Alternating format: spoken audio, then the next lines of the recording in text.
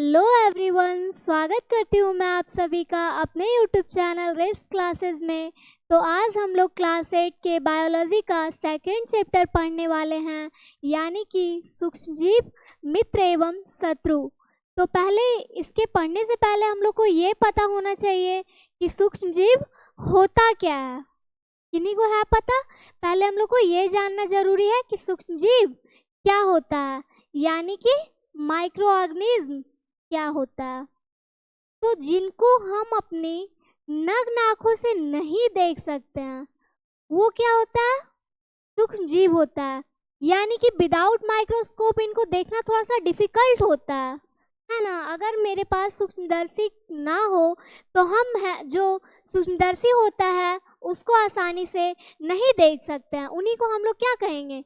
जिनको बिना सूक्ष्मदर्शी के सहायता से ना देखा जा सके, वही क्या है? सूक्ष्म जीव है, माइक्रो ऑर्गेनिज्म है। और फ्रेंड्स और एनिमीज के बारे में तो सभी जानते हैं कि फ्रेंड्स क्या होते हैं और एनिमीज क्या होते हैं, ये तो सबको मालूम होता है। चलिए देखते हैं क्या होता है सूक्ष्म जीव। देखिए, ऐसे जीव जिन्हें क्या बिना सूक्ष्मदर्शी की सहायता से, केवल आंखों से या फिर नग्न आंखों से नहीं देखा जा सकता है, उसी को हम लोग क्या कहते हैं? सूक्ष्म जीव, माइक्रो ऑर्गेनिज्म कहलाते हैं। सूक्ष्म जीव जो है हर स्थान पर पाए जाते हैं। मिट्टी, पानी और क्या होते हैं? मिट्टी, पानी में कई तरह के सूक्ष्म जीव जो है वो मौजूद रहते हैं। सूक्ष्मजीव को सूक्ष्मदर्शी से देखा जा सकता है, यानी कि माइक्रोस्कोप से देखा जा सकता है। कुछ प्रमुख सूक्ष्मजीवों का संक्षिप्त विवरण निम्नलिखित है। क्या है? अधिकांश सूक्ष्मजीव जो है एक या अधिक कोशिकाओं से बने होते हैं। यानी कि ऐसा है कि जो एक कोशिकाओं से बने जीव होते हैं उनको एक कोशिकीय जीव कहा जाता है, और जो भी जीव एक से ज्यादा कोशिकाओं के द्वारा निर्मित होते हैं उनको क्या कहा जाता है? बहुकोशिकीय कहा जाता है। चलिए, जो एक कोश क्या होता है? एक या अधिक कोशिकाओं से बने होते हैं। और इनके बारे में हमारे मन में धारणा बनी है कि सूक्ष्मजीव जो है केवल क्या करती हैं? बीमारियां ही फैलाते हैं। परंतु जो यह बात है वह पूरी तरह से सही नहीं है। मतलब हमारे मन में यह बैठ गया है, हम यह ठान लिए हैं, यह मान लिए हैं कि सूक्ष्मजीव जो है वो क्या करती है? सिर्फ बीमारियां फैलाती है। बट ऐसा नहीं है। सूक्ष्मजीव जो है, ठीक है, मानते हैं कि बीमारियां फैलाती है, लेकिन ये सिर्फ बीमारियां ही नहीं फैलाती है, ये जो है हमारे लिए लाभदायक भी होता है और कई तरह से हानियां भी हमें पहुंचाती है। तो वही तो हमको जानना है कि जो सूक्ष्मजीव है वो किस प्रकार से हमें लाभ पहुंचाती है और किस प्रकार से हमें हानि पहुंचाती है। यही चीज तो हम लोगों को आज जानना है। तो सरल शब्दों में अगर कहा जाए तो सूक्ष्मजीव जो है वो क्या होते हैं? हर जगह पर पाए जाते हैं। अर्थात हवा हो गया, मिट्टी हो गया, जल हो गया, भोजन हो गया, इत्यादि सभी स्थानों पर क्या होते हैं? सूक्ष्मजीव पाए जाते हैं, यानी कि मौजूद रहते हैं। परंतु फिर भी यह कुछ स्थानों पर यह अधिक संख्या में पाए जाते हैं। यानी कि कुछ कुछ स्थान ऐसा होता है जहाँ पे सूक्ष्मजीवों की संख्या अधिक मात्रा में पाई जाती है, वो वहाँ पे थोड़ा सा अधिक मात्रा में मौजूद होते हैं। चलिए, नेक्स्ट है सूक्ष्मजीवों के प्रकार, यानी कि टाइप्स ऑफ माइक्रो ऑर्गेनिज्म।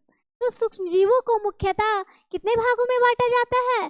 4 भागों में बांटा जाता है। There are 4 types of micro organism. First है जीवाणु, फिर है कवक, प्रोटोजोआ, शैवाल। ये सब क्या है? सूक्ष्मजीवों के प्रकार हैं।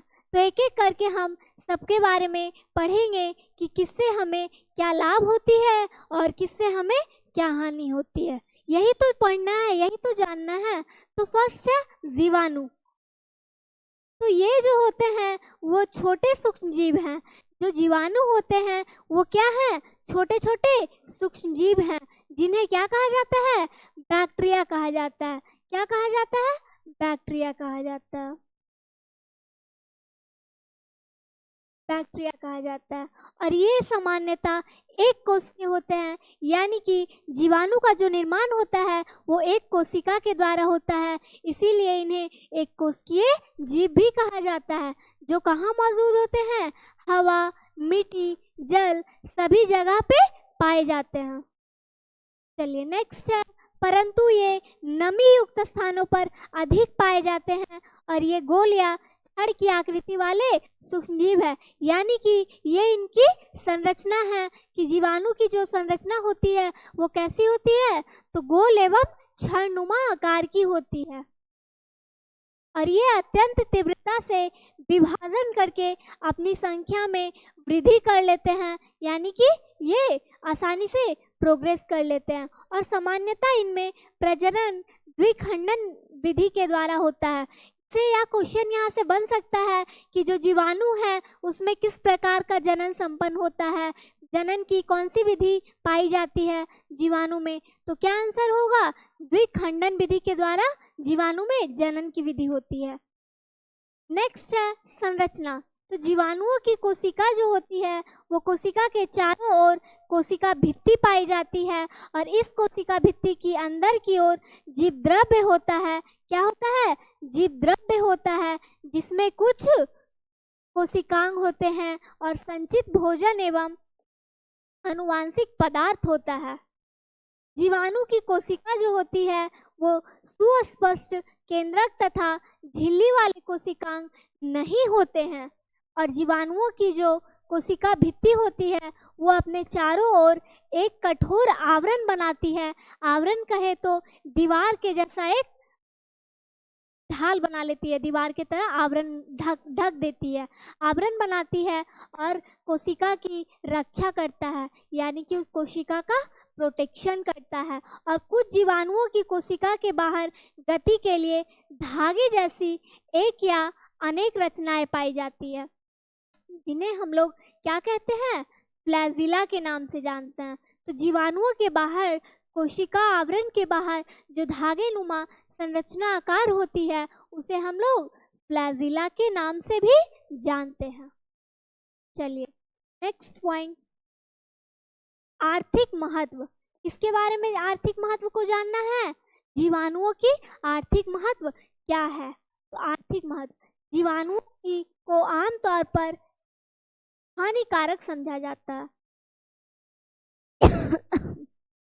ये मैं आप लोग को फर्स्ट पॉइंट में ही बताई थी कि जो जीवाणु होते हैं वो कोई भी जीवाणु ही नहीं, सारे के सारे सूक्ष्मजीवों के बारे में हमारे मन में ऐसा बैठा हुआ है कि सूक्ष्मजीव जो है वो हमारे लिए सिर्फ हानिकारक है, ये हमें सिर्फ हानियां पहुंचाती है, मगर ऐसा नहीं है। आइए हम देखते हैं कि जीवाणु जो है हानिकारक समझा तो जाता है, परंतु क्या है, ये हमारे लिए अनेक लाभदायक कार्य भी करते हैं, इसलिए इन्हें हमारे शत्रु एवं मित्र दोनों कहा जाता है।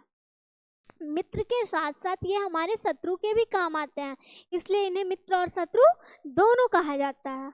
लाभदायक क्रियाएं, दूध से दही का निर्माण। दही बनाते हैं तो दूध से पहले दही बनाने के लिए उसमें जोरन डाला जाता है, ऐसे आम भाषा में अगर कहे तो, लेकिन उसमें एक जीवाणु होता है, उस जीवाणु का नाम क्या होता है, उस जीवाणु का नाम होता है लैक्टोबैसिलस।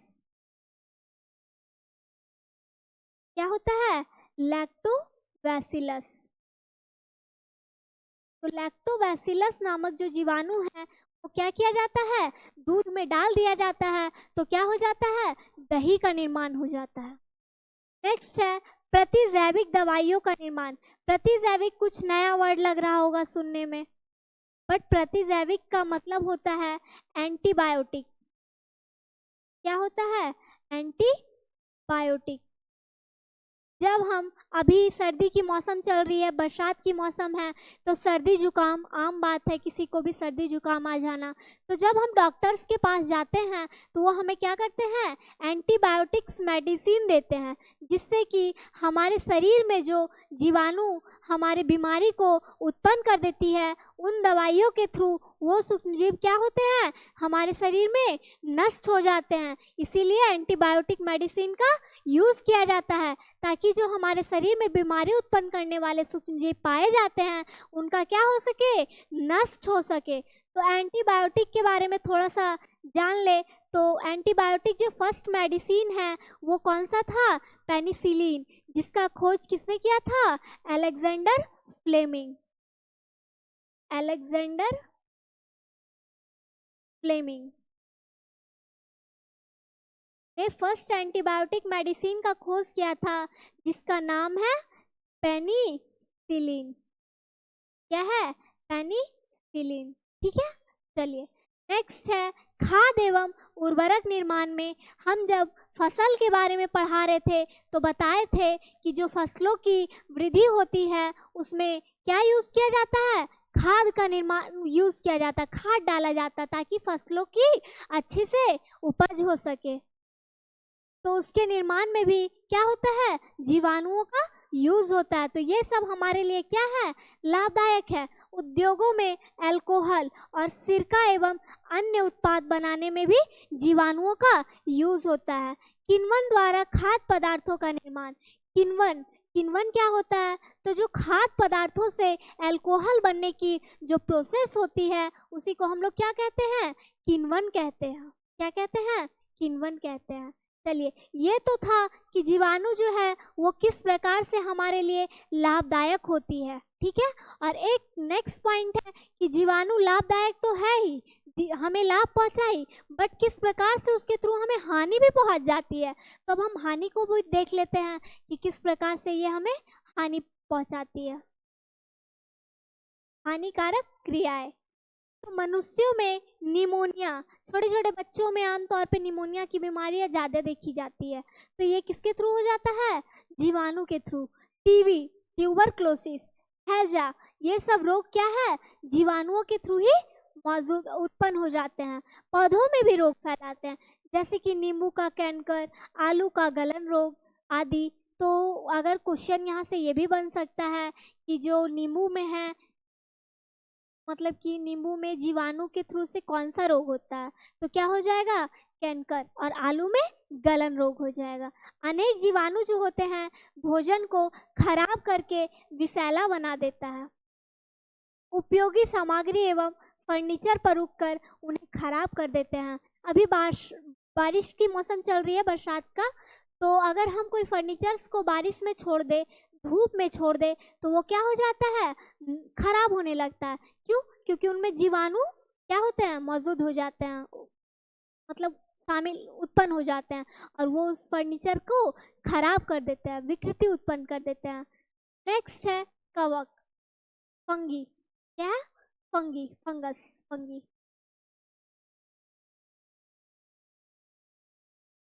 कवकों को सामान्य बोलचाल की भाषा में फफूंद यानी कि फंगस कहा जाता है। हम अक्सर अपने घरों में भोजन, अचार, चमड़े की वस्तुओं पर इन्हें उगते हुए देखते हैं। देखिए अचार सबके घर में बनता है, तो अचार मम्मी लोग बोलती है ना कि भींगे हाथ से नहीं छूना चाहिए अचार।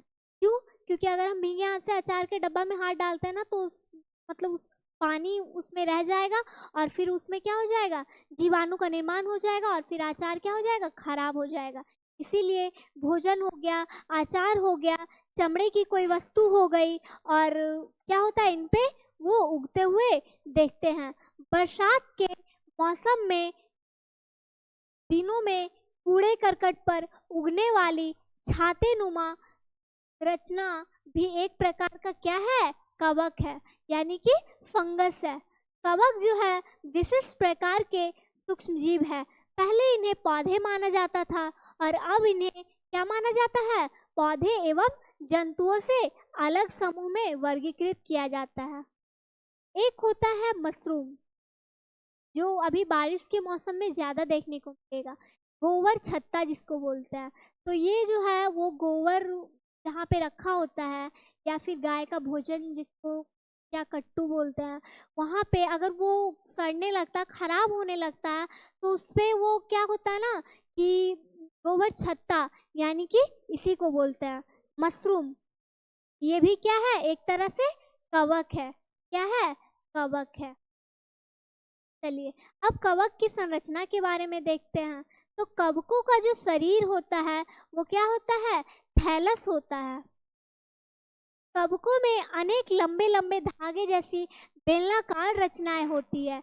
जीवाणु के बारे में हम लोग क्या पढ़े थे, गोल और छड़नुमा आकार की होती है, और ये कैसी होती है, बेलनाकार रचनाएं की होती है। कवकों के जो तंतु होते हैं एक कोशिकीय या बहुकोशिकीय होते हैं। जीवाणु जो थे वो सिर्फ एक कोशिकीय पढ़े थे, बट जो कवक होता है वो एक कोशिकीय या बहुकोशिकीय होते हैं। इनके कवक जो है तंतु आपस में उलझकर एक जाल जैसी रचना बनाते हैं, और अधिकांश कवकों में सुविकसित केंद्रक माइटोकॉन्ड्रिया और राइबोसोम जैसे सभी कोशिकांग क्या होते हैं, पाए जाते हैं। इसका आर्थिक महत्व क्या है, तो अधिकांश कवक प्राकृतिक रूप से अत्यंत उपयोगी होते हैं, मतलब कि बहुत ही यूजफुल होते हैं। मिट्टी में उपस्थित कवक जो होते हैं पौधों एवं जंतुओं के मृत शरीर एवं बचे भागों को सड़ा गलाकर खनिज में बदल देते हैं। यानी कि जो मल त्याग किया जाता है या फिर जो शरीर और जंतुओं और पौधों के द्वारा अवशेष भाग होता है वो मिट्टी में सड़ गलकर क्या करते हैं, खनिज का निर्माण करते हैं, जो हमारे फसल के लिए उपयोगी होता है। नेक्स्ट है कवक जो है किस प्रकार से हमें लाभ पहुंचाती है और किस प्रकार से हमें हानि पहुंचाती है। तो फर्स्ट पॉइंट तो लाभ के बारे में है। तो लाभ के बारे में जानते हैं। तो जलेबी क्या है, जलेबी, जलेबी सब लोग खाए होंगे। ये क्या है, हमारा राष्ट्रीय मिठाई। खमन, डोसा, इडली और आदि खाद्य पदार्थ बनाने में खमीर नामक कवक का उपयोग होता है। जब हम अपने घरों पे डोसा इडली बनाते हैं तो क्या करते हैं, पहले तो उसका ग्रेवी तैयार कर लेते हैं, चावल दाल जो भी मिक्स करके, तो उसको कुछ टाइम तक रखा जाता है। क्यों, ताकि वो उसमें कवक उत्पन्न हो सके, कवक की मौजूदगी हो सके, जिससे कि डोसा इडली बनकर सॉफ्ट बनकर तैयार होगा, मुलायम होगा। तो कौन से कवक के कारण, खमीर, खमीर नामक कवक का उपयोग होता है। जलेबी के लिए भी बैटर तैयार कर लिया जाता है, बट उसको कुछ टाइम तक ऐसे ही छोड़ा जाता है ताकि वो अच्छे से उसमें कवक की मौजूदगी हो सके और जलेबी जो है अच्छे से खिला खिला सॉफ्ट मुलायम बन सके। पेनिसिलिन, स्ट्रेप्टोमाइसिन जैसी औषधियां जो है कवकों से निर्मित होती है। यानी कि पेनिसिलिन हो गया, स्ट्रेप्टोमाइसिन हो गया, ये सब जो मेडिसिन हैं उनमें कवक का यूज होता है। मशरूम ऐसे कवक है जिनके सब्जी के रूप में देखा जाता है। क्या किया जाता है, जिनको सब्जी के रूप में खाते हैं, और अनेक कवकों से रंग निर्माण करते हैं। यानी कि अगर हम लोग रंग का भी निर्माण करते हैं तो उसमें भी हम लोग कवक का इस्तेमाल करते हैं। नेक्स्ट है हानिकारक क्रियाएं, यानी कि लाभदायक तो देख लिए, नेक्स्ट है हानि कैसे पहुंचाती है। तो जो कवक है वो अनेक कवक पौधों और जंतुओं एवं मनुष्यों में रोग फैलाने का कार्य करते हैं। आलू का वाइट रोग हो गया, गेहूं का गेरुआ रोग हो गया, मनुष्य के त्वचीय रोग हो गया, यानी कि दाद खुजली हो गया, ये सब क्या होते हैं, कवकों के द्वारा उत्पन्न होते हैं। अभी बरसात के मौसम में ये ज्यादा देखने को मिलते हैं। प्रोटोजोआ, नेक्स्ट क्या है, प्रोटोजोआ,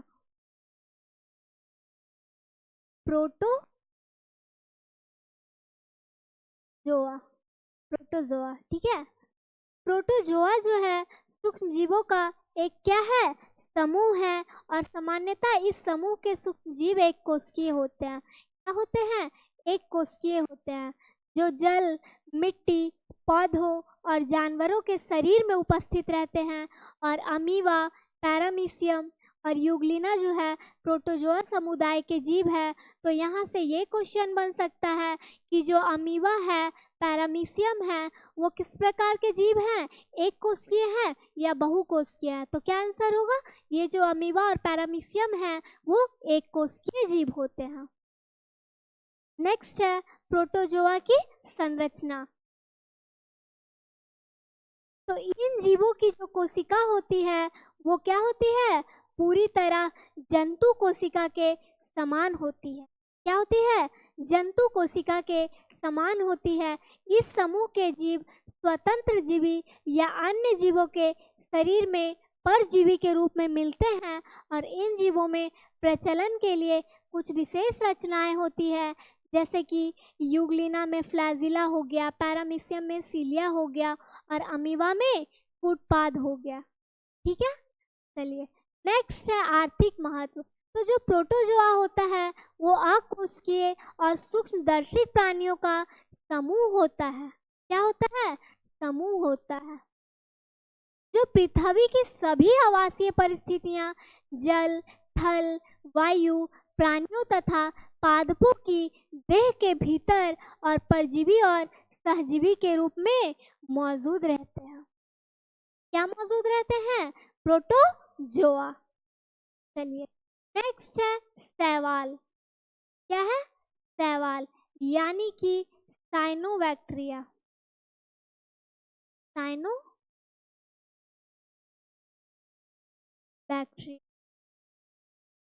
नील हरित शैवाल, ये क्या है, ये भी एक कोशिकीय तथा बहुकोशिकीय शैवालों का समूह है। ये चीज यहाँ पे चार मैंने बताया सूक्ष्मजीवों के प्रकार, कवक, प्रोटोजोआ, जीवाणु, शैवाल, सभी में एक कोशिकीय या बहुकोशिकीय याद रखना, ये क्वेश्चन बन सकता है। तो ये क्या है, एक कोशिकीय तथा बहुकोशिकीय शैवालों का समूह है। इन्हें अंग्रेजी में क्या कहा जाता है, साइनोबैक्टीरिया कहा जाता है। सामान्यतः जो ये शैवाल होते हैं रुके हुए पानी में उगती है और फिसलन बनाती है। जहाँ पे हम स्नान करते हैं, बर्तन धोते हैं या मतलब कुछ भी अगर पानी का इस्तेमाल करते हैं और वहाँ पे पानी जो है कंटिन्यूअसली जमा रहता है, जमाव रहता है पानी का, तो वहीं पे शैवाल का निर्माण होता है और निर्माण होने के बाद वहाँ पे फिसलन होता है। अगर आप वहाँ पे सावधानी से नहीं चलते हैं तो आप वहाँ पे फिसल सकते हैं और ये आपके लिए खतरे का घर बन सकता है। इसीलिए जहाँ पे शैवाल मौजूद हो, जिसको हम लोग आम भाषा में काई बोलते हैं, जहाँ पे पानी का जमाव होता है ना, वहाँ पे काई लग जाता है, तो वहाँ पे थोड़ा सा संभल कर चलना चाहिए, नहीं तो वहाँ पे फिसलन होता है जिसके वजह से हम गिर सकते हैं और वो हमारे लिए हानिकारक हो सकता है। देखिए ये ग्रीन ग्रीन है ना, यही क्या है, काई है, शैवाल है। चलिए नेक्स्ट है लक्षण। इन शैवालों का रंग क्या होता है, नीला हरा होता है। कैसा होता है, नीला हरा होता है। इनका पादप शरीर जो है थैलस कहलाता है, जो तंतुवत तथा बेलनाकार होता है। इनके थैलस के चारों ओर म्यूसिलेज का चिपचिपा आवरण होता है। क्या होता है, म्यूसिलेज का चिपचिपा आवरण होता है। इसका आर्थिक महत्व क्या है, प्रागैतिहासिक काल से ही मानव जो है शैवालों का विभिन्न रूपों में प्रयोग करता रहा है। मानव के बौद्धिक विकास एवं असीमित एवं अनंत आवश्यकताओं के कारण जो है शैवालों के महत्व में क्या हुई है, वृद्धि हुई है। क्या हुई है, वृद्धि हुई है। चलिए नेक्स्ट,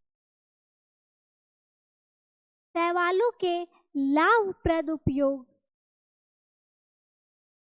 शोधों के आधार पर यह स्पष्ट किया गया है, शैवाल जो है भोजन, औषधि, कृषि एवं उद्योगों आदि क्षेत्रों में क्या है, बहुत ही यूजफुल है, अत्यंत उपयोगी है। भोजन के रूप में शैवाल की अनेक जातियां जो है भोजन के रूप में प्रयोग की जाती है, यूज की जाती है। चारे के रूप में Norway, France, Denmark, America, New Zealand, ये सब क्या है, कंट्रीज नेम है। तो इन सब जगहों पे शैवाल जो है वो चारे के रूप में यूज किया जाता है। यानी कि इन सब देशों में जो जानवर पाए जाते हैं वो समुद्री शैवालों को चारे के रूप में प्रयोग करते हैं, यानी कि उसको अपना भोजन के रूप में लेते हैं। ठीक है, उद्योगों में उपयोग। शैवालों का जो उद्योगों में उद्योगों के क्षेत्र में अधिक महत्व है, यानी कि मैन्युफैक्चरिंग में। ठीक है, चलिए फैक्ट्रीज में, वो तो मैंने उत्पाद के बारे में बता दिया। उद्योगों में यानी कि फैक्ट्रीज में शैवाल का क्या है, अधिक महत्व है। सूक्ष्म जीवों से होने वाले सामान्य रोग, सूक्ष्म जीव से कैसे कैसे सूक्ष्म जीव के सारे प्रकार के बारे में जाने कि किनसे हमें क्या लाभ होती है, किनसे हमें क्या हानि होती है। अब हम ये जानेंगे कि जो सूक्ष्म जीव है उनसे हमें कई तरह की बीमारियां भी होती है। तो सूक्ष्म जीवों द्वारा होने वाले ऐसे रोग जो एक संक्रमित व्यक्ति से स्वस्थ व्यक्ति में वायु के द्वारा, जल के द्वारा, भोजन अथवा कायिक संपर्क के द्वारा फैलते हैं। कायिक के बारे में मैंने क्लास 6 में ही आप लोगों को बताया था। कायिक का मतलब होता है काया, यानी कि शरीर। तो शरीर के संपर्क में आने से क्या होता है, फैल जाते हैं। इनको हम लोग कहते हैं संचरणीय रोग। तो इस प्रकार का जो रोग होता है, इसका कुछ एग्जाम्पल है हैजा, जनरल सर्दी खांसी, चिकन पॉक्स और टीबी यानी कि क्षय रोग। ये सब जो है सूक्ष्मजीवों के द्वारा होने वाला सामान्य रोग है। फ्लू जैसा इन्फ्लुएंजा भी क्या है, एक आम बीमारी है। क्या है, एक आम बीमारी है। आप लोग को यहाँ पे थोड़ा सा दिखा नहीं हो,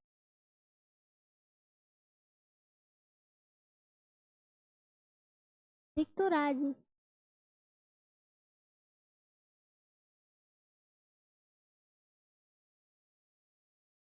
अब ठीक है, सॉरी थोड़ा सा आप लोग दिखा नहीं हो, देख लीजिए। ठीक है, चलिए नेक्स्ट। सर्दी, जुकाम, रेबीज, खसरा, ये सब क्या है, सूक्ष्म जीवों के द्वारा होने वाला आम बीमारी है। क्या है, आम बीमारी है। फ्लू जैसा इन्फ्लुएंजा जो है एक आम बीमारी है। इन्फ्लुएंजा एक तरह का वायरस है। क्या है, वायरस है, विषाणु है, जो हमारे श्वसन तंत्र का एक अत्यंत संक्रामक रोग होता है। फ्लू जो है 3 प्रकार का होता है, ए, बी और सी। फ्लू जो है 3 होता है। इनमें से जो ए और बी है वो इन्फ्लुएंजा का कारण बनता है, जबकि टाइप सी जो है वो फ्लू के लक्षणों को दर्शाता है। क्या करता है, फ्लू के लक्षणों को दर्शाता है। लेकिन इस तरह का जो फ्लू है कम देखने को मिलता है। ठीक है, नेक्स्ट है सर्दी जुकाम। यह जो है ऊपरी श्वसन तंत्र यानी कि रेस्पिरेटरी सिस्टम का जो ऊपर वाला भाग होता है, पार्ट होता है, आसानी से फैलने वाला संक्रामक रोग है, जो अधिकांशतः नासिका को यानी कि नाक को प्रभावित करता है। इसके लक्षणों में खांसी, गले की खराश, नाक से स्राव, जिसको हम लोग राइनोरिया कहते हैं। तो बायोलॉजिकल भाषा में भी याद रखना है कि नाक से जो स्राव निकलता है उसको हम लोग राइनोरिया कहते हैं। और ज्वर आते हैं, ज्वर यानी कि फीवर। लक्षण जो है आमतौर पर 7 से 10 दिन के भीतर समाप्त हो जाते हैं। हालांकि कुछ लक्षण जो है 3 सप्ताह तक भी रह सकते हैं। नेक्स्ट है रेबीज। क्या है, रेबीज। चलिए, रेबीज एक बीमारी है जो कि रेबीज नामक विषाणु। अब हमारा नेक्स्ट टॉपिक है रेबीज के बारे में। तो रेबीज क्या है, रेबीज एक बीमारी है। क्या है, एक बीमारी है जो रेबीज नामक विषाणु यानी कि वायरस से होते हैं। ये मुख्य रूप से पशुओं की बीमारी है। ये मतलब पशुओं के द्वारा फैलता है। कौन सा बीमारी, रेबीज जो है वो पशुओं के द्वारा फैलता है, लेकिन संक्रमित पशुओं द्वारा मनुष्यों में भी हो जाती है। यानी कि अगर किसी पशु को यह बीमारी हो रखा है तो वह बीमारी उन पशुओं के संपर्क में आने से एक स्वस्थ व्यक्ति को भी हो सकता है, उन तक फैल सकता है। यह जो है विषाणु संक्रमित पशुओं के लार में रहता है। यानी कि जो पशु के लार होते हैं ना, उनमें ये वायरस पाया जाता है, जिसके द्वारा से हमें रेबीज नामक बीमारी स्वस्थ मनुष्य तक पहुंच सकता है। ठीक है। नेक्स्ट, जब कोई पशु मनुष्य को काट लेता है तो यह विषाणु मनुष्य के शरीर में क्या होता है, प्रवेश कर जाता है, और जब वो काट लेगा तो क्या होगा, लार से हम ग्रस्त हो सकते हैं। यह क्या है, बहुत ही मुमकिन होता है कि संक्रमित लार से किसी की आँख, मुंह या खुले घाव से संक्रमण हो सकता है, और इस बीमारी के लक्षण जो है मनुष्यों में कई महीनों से लेकर कई वर्षों तक दिखाई देते हैं, लेकिन साधारणतः जो मनुष्य है ये 1 से 3 महीनों में लक्षण क्या होता है, दिखाई दे देता है। ठीक है। रेबीज के प्रारंभिक लक्षणों में जो बदलाव होता है वो क्या होता है, 1 से 3 महीनों में ही दिखाई दे देता है। नेक्स्ट है आलस्य में पड़ना, निद्रा आना, चिड़चिड़ापन। ये सब क्या है, रेबीज नामक बीमारी का लक्षण है। क्या है, रेबीज नामक बीमारी का लक्षण है। अगर व्यक्ति में ये लक्षण प्रकट हो जाते हैं तो उसका जिंदा रहना मुश्किल हो जाता है, और उपयुक्त बातों से ध्यान में रखकर कहा जा सकता है कि रेबीज जो है वो बहुत ही महत्वपूर्ण बीमारी है, और जहाँ कहीं भी कोई जंगली या पालतू पशु जो कि रेबीज विषाणु से संक्रमित है उस मनुष्य को काट लेने पर डॉक्टर की क्या करना चाहिए, सजेस्ट के अनुसार इलाज करवा लेना चाहिए।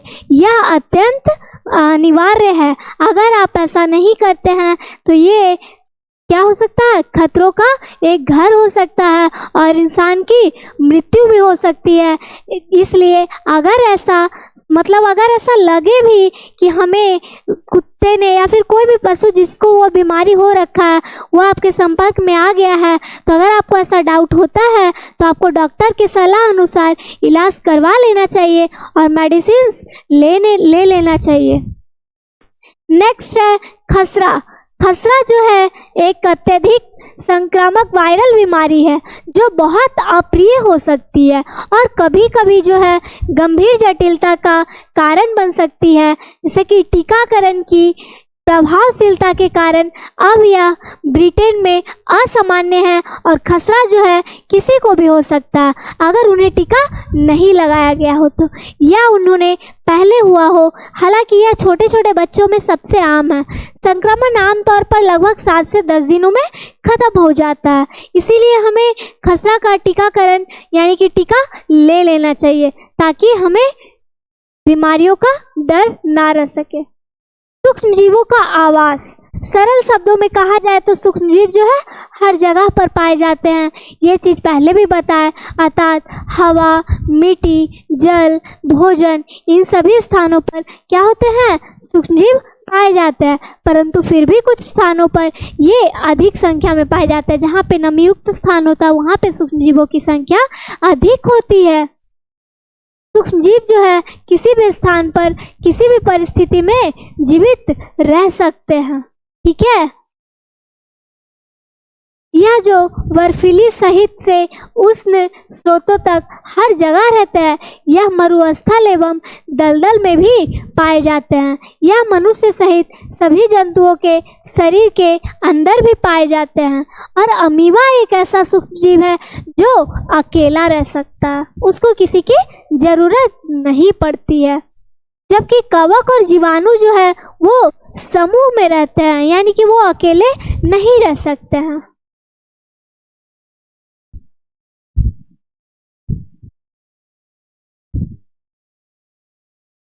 लाभदायक सूक्ष्मजीव।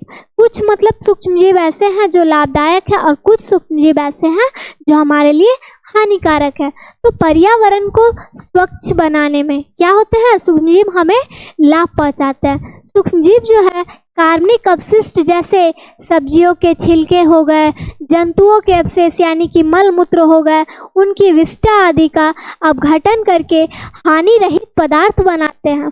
क्या करते हैं, हानि रहित पदार्थ बनाते हैं जिससे कि हमें हानि नहीं होता है। दही एवं ब्रेड के बनाने में, दूध से दही का निर्माण दूध में पाए जाने वाले लैक्टोबैसिलस नामक जीवाणुओं के द्वारा होता है, जो कि पहले भी बताया। और इसके लिए लैक्टोबैसिलस जीवाणु को दूध में जनन करके दूध को दही में बदल देता है। यानी कि वो जो जीवाणु है लैक्टोबैसिलस नामक, वो दूध में जाके रिप्रोडक्शन कर लेते हैं और कर्ड का निर्माण कर देते हैं। नेक्स्ट है बेकिंग उद्योग में, यानी कि यीस्ट का उपयोग बेकिंग उद्योग में, यानी ब्रेड हो गया, पेस्ट्री हो गया, केक हो गया, ये सब जो पाव वाला बिस्किट हो गया, ये सब जो बनता है उसमें भी क्या है, सूक्ष्मजीवों का यूज किया जाता है ताकि वो सॉफ्ट हो, अच्छे से खिल सके। सूक्ष्मजीवों का वाणिज्यिक उपयोग, अल्कोहल, शराब, एसिटिक एसिड के उत्पादन में सूक्ष्मजीवों का उपयोग किया जाता है। क्या किया जाता है, उपयोग किया जाता है अल्कोहल में और शराब और एसिटिक एसिड के लिए। इसके लिए जौ, गेहूं, चावल एवं फलों के रस में उपस्थित जो प्राकृतिक शर्करा होते हैं वो इस द्वारा अल्कोहल एवं शराब का क्या करते हैं, उत्पादन करते हैं। ठीक है, चलिए नेक्स्ट है दूध से दही बनाने के लिए। तो दूध से दही बनाने के लिए हम दूध में थोड़ा सा दही मिलाते हैं, जिसमें क्या होता है, लैक्टोबैसिलस नामक जीवाणु पाया जाता है जो संपूर्ण दूध को दही में परिवर्तित कर देते हैं। यानी कि थोड़ा सा दही जो हम दूध में मिला देते हैं तो दही में क्या पाया जाएगा, लैक्टोबैसिलस। वही जो लैक्टोबैसिलस नामक जीवाणु है वो संपूर्ण दूध में दही का निर्माण कर देगा। इसके अलावा सूक्ष्मजीव जो है ब्रेड, केक, पनीर, अचार आदि खाद्य पदार्थों के उत्पादन में सहायक होते हैं। नेक्स्ट है अल्कोहल निर्माण। अल्कोहल के उत्पादन में भी सूक्ष्मजीवों का उपयोग किया जाता है। शर्करा में इस द्वारा अल्कोहल एवं शराब का उत्पादन किया जाता है और चीनी के अल्कोहल में परिवर्तन की प्रक्रिया को क्या कहा जाता है, किण्वन कहा जाता है, जो कि पहले भी बताया। नेक्स्ट है औषधीय उपयोग। जब भी हम बीमार पड़ते हैं तो क्या होता है, डॉक्टर हमें प्रतिजैविक यानी कि एंटीबायोटिक की गोली देते हैं। इन औषधियों का स्रोत भी क्या है, सूक्ष्मजीव ही होते हैं। यानी कि जो मेडिसिन बनता है वो सूक्ष्मजीव की मौजूदगी में ही बनता है, उपस्थिति में ही बनता है। यह औषधियाँ जो है हमारे शरीर में बीमारी पैदा करने वाले सूक्ष्मजीवों को नष्ट कर देती है और उनकी वृद्धि को रोक देती है, जिससे कि हमारे तक बीमारी नहीं पहुंच पाती है। पेनिसिलिन, बीमार पड़ने पर डॉक्टर आपको पेनिसिलिन का इंजेक्शन देते हैं। 1929 में अलेक्जेंडर फ्लेमिंग ने फफूंद से यानी कि कवक से पेनिसिलिन बनाई और पेनिसिलिन एक एंटीबायोटिक है जो बैक्टीरिया को क्या करती है, मारती है। और इसकी खोज द्वितीय विश्व युद्ध के दौरान अलेक्जेंडर फ्लेमिंग ने की थी। ठीक है, चलिए उन्होंने इसे पेनिसिलिन नोटैटम, कैसे नाम दिया इनका, उन्होंने इसे पेनिसिलियम नोटैटम नामक कवक से प्राप्त किया। जो कवक था उसका नाम था पेनिसिलियम नोटैटम। उसी के आधार पर उसका नाम क्या पड़ गया, पेनिसिलिन पड़ गया। पेनिसिलियम नोटैटम के आधार पर उसका नाम पेनिसिलिन पड़ गया। पेनिसिलिन एक ऐसे एंटीबायोटिक का उदाहरण है जिसका उत्पादन नीले रंग की एक फफूंद द्वारा प्राकृतिक रूप से किया जाता है। ठीक है, पेनिसिलिन का उत्पादन कैसे किया जाता है, नीले रंग का फफूंद द्वारा प्राकृतिक रूप से किया जाता है और इसका उपयोग विभिन्न जीवाणुजन्य संक्रमणों का उपचार करने और उसकी रोकथाम करने के लिए किया जाता है। ठीक है, चलिए यही है पेनिसिलिन का कवक। नेक्स्ट है मिट्टी की उर्वरता में वृद्धि। कुछ जीवाणु जो है नीले एवं हरे शैवाल वायुमंडलीय नाइट्रोजन का स्थिरीकरण कर सकते हैं और पौधों की अधिकतम वृद्धि के लिए मृदा की पोषक तत्वों को पर्याप्त संतुलित मात्रा में प्रदान करने की क्षमता को क्या कहते हैं, मृदा उर्वरता कहते हैं। क्या कहते हैं, मृदा उर्वरता कहते हैं। नेक्स्ट है पर्यावरण का शुद्धिकरण। क्या है, पर्यावरण का शुद्धिकरण, जो कि सूक्ष्मजीवों का उपयोग करके क्या होता है, पर्यावरण को शुद्ध किया जाता है। तो सूक्ष्मजीवों का उपयोग करके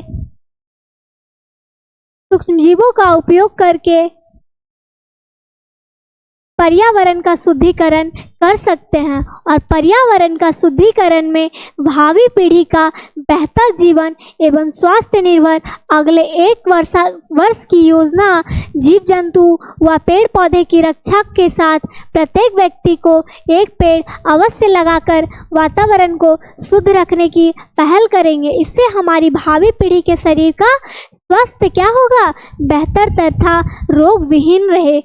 मतलब अगर हम ऐसा करते हैं, हम आप लोगों को पहले भी बताए थे कि अगर सरकार क्या कोई भी अगर योजनाएं चल रही हो तो हम सबको उसमें अपना सहयोग निभाना चाहिए। जैसे कि अगर बोला जा रहा है कि हर घर में एक पेड़ होना चाहिए, हर घर के प्रति व्यक्ति एक पेड़ लगाए, तो ऐसा हम सभी को अपना सहयोग देना चाहिए और हम सभी को मिलकर एक एक पेड़ लगाना चाहिए ताकि आने वाले पीढ़ियों में हमारा वातावरण क्या हो, शुद्ध हो और स्वस्थ हो, जिससे कि बीमारियों का खतरा बहुत ही कम होगा। बट अगर हम ऐसा करेंगे तब तो होगा, तो इसीलिए हम सबको ऐसा संकल्प करना चाहिए कि हाँ, हम सब ऐसा करेंगे, तभी तो हमारा वातावरण स्वच्छ होगा। मनुष्य में रोग कारक सूक्ष्मजीव जो है श्वास द्वारा, पेयजल एवं भोजन द्वारा हमारे शरीर में क्या होते हैं, प्रवेश करते हैं। हैजा, सर्दी जुकाम, चिकन पॉक्स, क्षय रोग आदि जो संचरणीय रोग के कुछ उदाहरण हैं।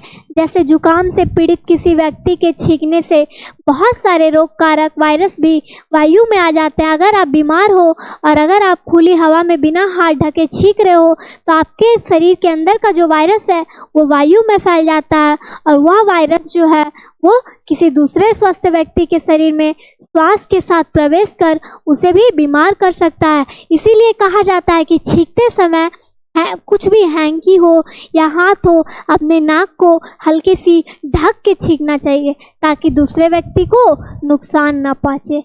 जंतुओं में रोग कारक जीवाणु, अनेक सूक्ष्मजीव जो हैं जंतुओं में भी रोग उत्पन्न करते हैं। उन्हें कहा जाता है जिनके कारण कई तरह की बीमारियों का जन्म होता है। इसमें विषाणु होते हैं, कई बीमारी जो है जीवाणु के थ्रू कवक परजीवी के अंदर आते हैं और यह किसी भी जीव, पेड़ पौधे या अन्य सूक्ष्म जीवों को बीमार कर सकते हैं। मानव में जीवों के कारण होने वाले रोग को रोगजनक रोगों के रूप में जाना जाता है और पौधों में रोग कारक जीवाणु जो हैं कुछ सूक्ष्म जीवों पौधों में उत्पन्न करते हैं। ठीक है, जैसे कुछ जीवाणु, कुछ जो है जीव जंतुओं को घाटा पहुंचाते हैं और कुछ जो है पौधों को घाटा पहुंचाते हैं। नेक्स्ट है खाद्य परिरक्षण। परिरक्षक नमक एवं खाद्य तेल का उपयोग जो है सूक्ष्म जीवों की वृद्धि को रोकते हैं और सोडियम बेंजोएट और सोडियम मेटाबाइफाइट सामान्य परिरक्षक है।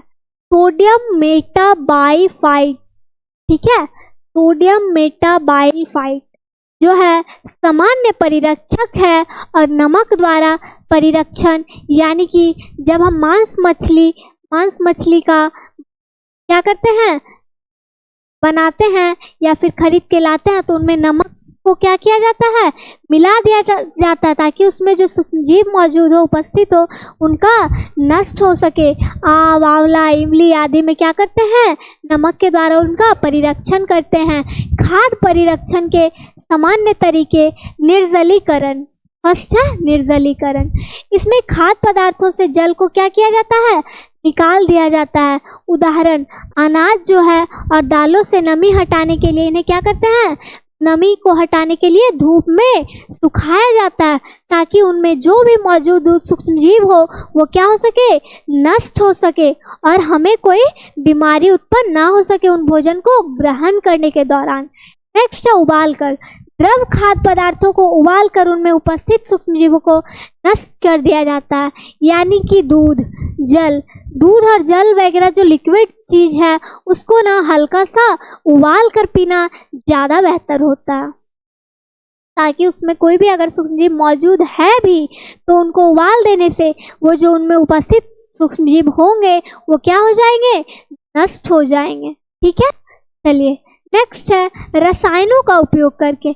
ऐसे पदार्थ जो खाद्य पदार्थ परिरक्षण में मदद करते हैं वे क्या कहलाते हैं, परिरक्षक कहलाते हैं। उदाहरण, सोडियम बेंजोएट और पोटेशियम मेटाबाइसल्फेट जो है उसका उपयोग शरबत, स्क्वॉश और केचप में आदि में परिरक्षण में किया जाता है। ठीक है, चलिए नेक्स्ट है नमक, शक्कर और तेल व सिरके का उपयोग कर। ठीक है, अचार, मांस, जैम, जेली और सब्जियों के परिरक्षण में नमक, शक्कर, तेल व सिरके का उपयोग किया जाता है, यानी कि उनको मिला के उनका उसमें अगर वो क्या बोलते हैं सूक्ष्मजीव मौजूद हो तो उनको हटाया जाता है। नेक्स्ट है तेल एवं सिरके द्वारा परिरक्षण। सिरका जो है परिरक्षण में चीनी व नमक की अपेक्षा सिरका अधिक लाभदायक रहता है। सिरका जो है विनेगर जिसको बोलते हैं सूक्ष्मजीवों की वृद्धि को रोकने का काम करता है। 2% सिरका जो है एसिटिक एसिड इन उत्पादों को अस्थायी रूप से संरक्षित रख सकता है। तेल, कुछ उत्पादों में जैसे विशेषकर आचार में तेल सूक्ष्मजीवों के प्रतिरोधक का काम करता है। ठीक है, इसीलिए गीले हाथ से अचार नहीं छूना चाहिए, क्योंकि तेल में पानी मिक्स हो जाएगा ना तो वो तेल बर्बाद हो जाएगा और फिर सूक्ष्मजीव उसमें उपस्थित रह ही जाएंगे। नेक्स्ट है गर्म एवं ठंडा करना।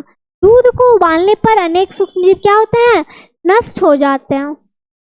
नाइट्रोजन का स्थिरीकरण, राइजोबियम जीवाणु जो है पौधों में यानी कि दलहन में नाइट्रोजन स्थिरीकरण में सहायक होते हैं। नाइट्रेट यानी कि NO3 तथा नाइट्राइट यानी कि NO2 के रूप में नाइट्रोजन ग्रहण करते हैं। कौन करते हैं, पौधे। और यौगिक के रूप में उपस्थित नाइट्रोजन जो होते हैं उनको स्थिर नाइट्रोजन कहा जाता है।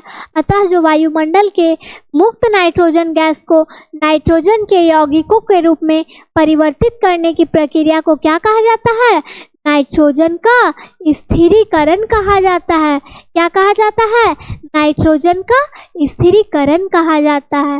नेक्स्ट है नाइट्रोजन चक्र यानी कि नाइट्रोजन साइकिल। चलिए, नाइट्रोजन जो है सभी सजीवों का आवश्यक संघटक है। पौधों में विभिन्न विधियों द्वारा वायुमंडल की स्वतंत्र नाइट्रोजन का नाइट्रोजनीय यौगिकों के रूप में स्थिरीकरण और उनका पुनः स्वतंत्र नाइट्रोजन में परिवर्तित होने का अनवरत प्रक्रम नाइट्रोजन चक्र कहलाता है, यानी कि नाइट्रोजन साइकिल कहलाता है। जब मृत जंतुओं एवं पादपों का अपघटन होता है तब उनमें उपस्थित नाइट्रोजन गैस मुक्त होकर वायुमंडल में चली जाती है और यही नाइट्रोजन पादपों द्वारा क्या होती है, फिर से ग्रहण की जाती है। और इस प्रकार की प्रकृति में यह चक्र निरंतर चलता रहता है और इससे वायुमंडल में नाइट्रोजन की मात्रा स्थिर में बनी रहती है।